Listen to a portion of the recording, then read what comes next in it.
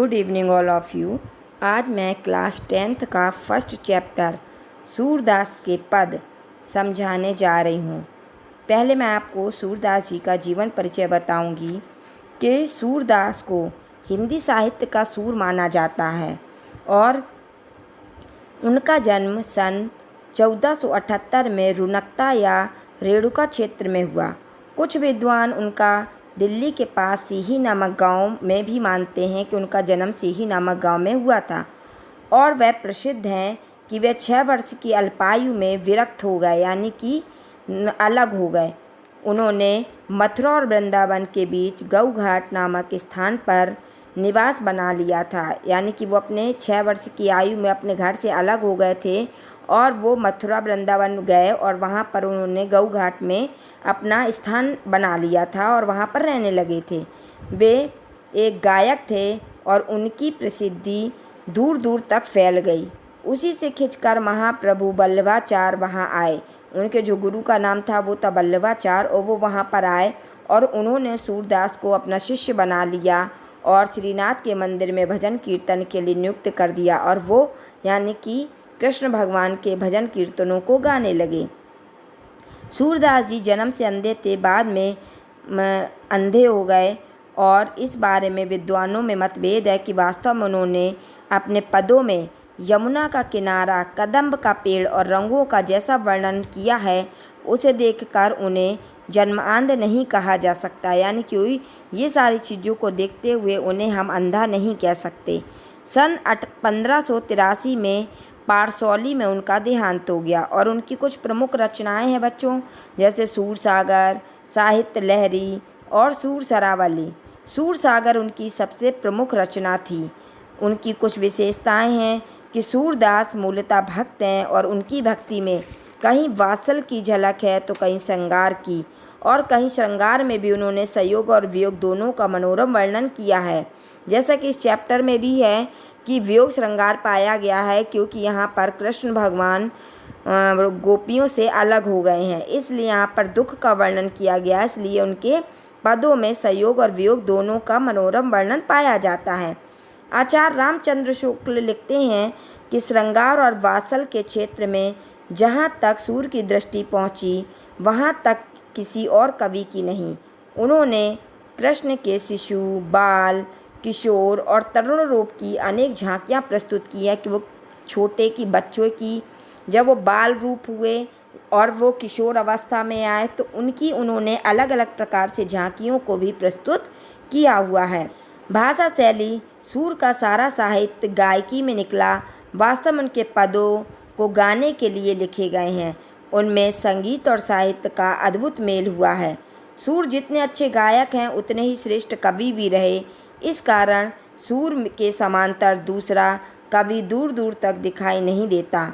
उनके पद सीधे हृदय को छूते। जब उनके पदों को गाते हैं तो वो ऐसा प्रतीत होता है जैसे उनके पद सूर के हमारे दिलों को छू जा रहे हैं।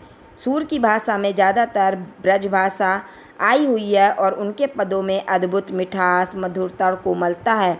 उन्होंने उपमा, उत्प्रेक्षा, दृष्टांत, उदाहरण, रूपक, वक्रोक्ति, अलंकारों का भी अत्यंत मनोरम तरीके से प्रयोग किया हुआ है और अनुप्रास तो उनकी हर पंक्ति में बिखरा पड़ा है।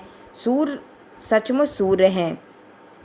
अब बच्चों मैं आपको उसके अर्थ के बारे में बताती हूँ कि उन्होंने किस तरीके से कृष्ण की लीला का वर्णन किया हुआ है। देखिए, ऊधा तुम हो अति बड़भागी। बड़भागी मीन्स होता है बच्चों भाग्यशाली।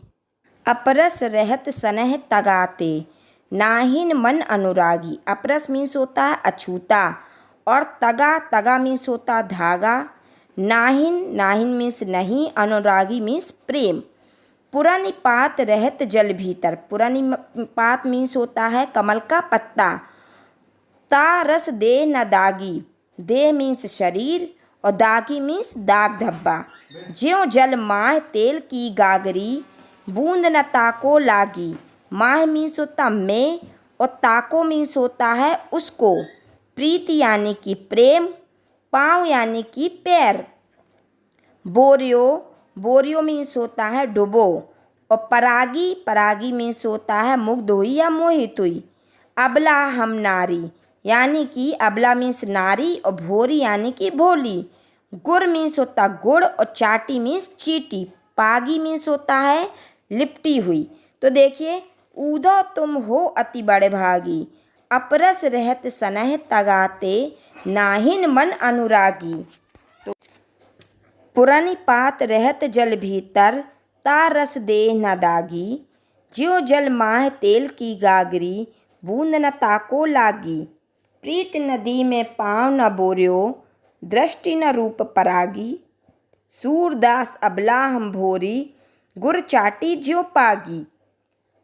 बच्चों, इसका संदर्भ होगा कि प्रस्तुत पद्यांश हमारी पाठ पुस्तक क्षितिज के पद नामक पाठ से अवतरित है।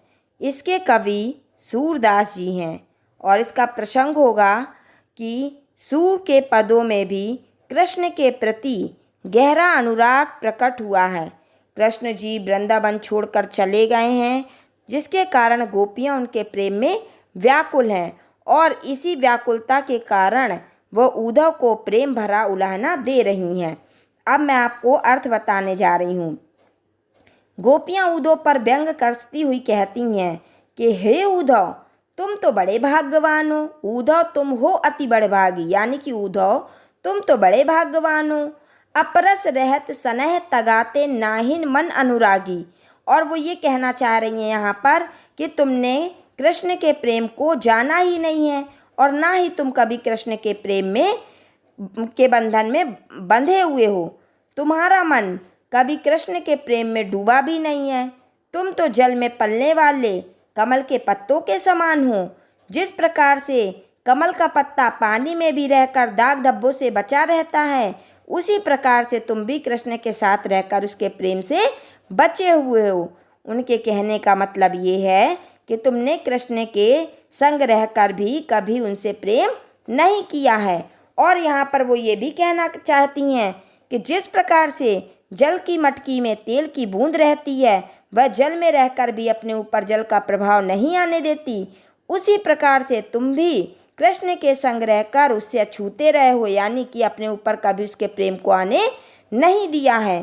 तुमने कभी उसके प्रेम को अपने मन में आने नहीं दिया।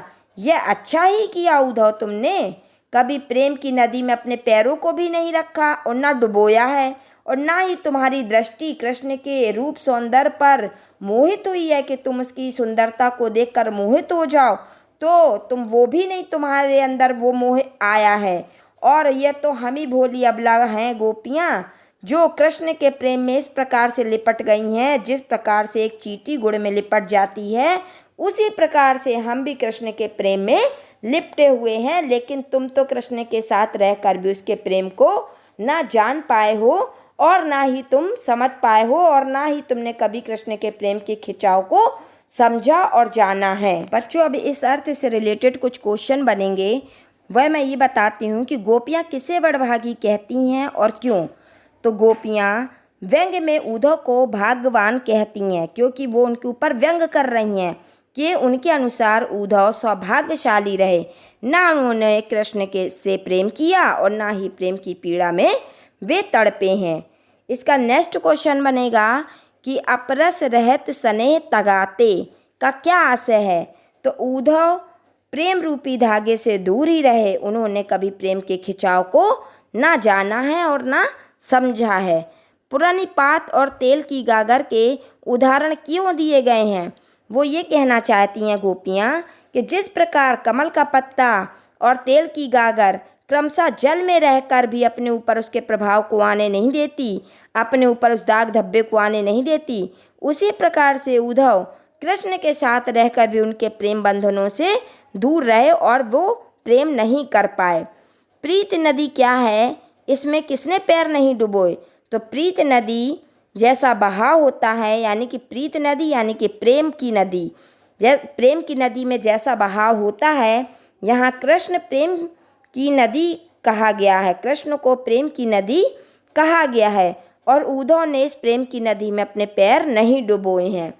इस काव्यांश में किस भाषा का प्रयोग किया गया है बच्चों? ब्रज भाषा का।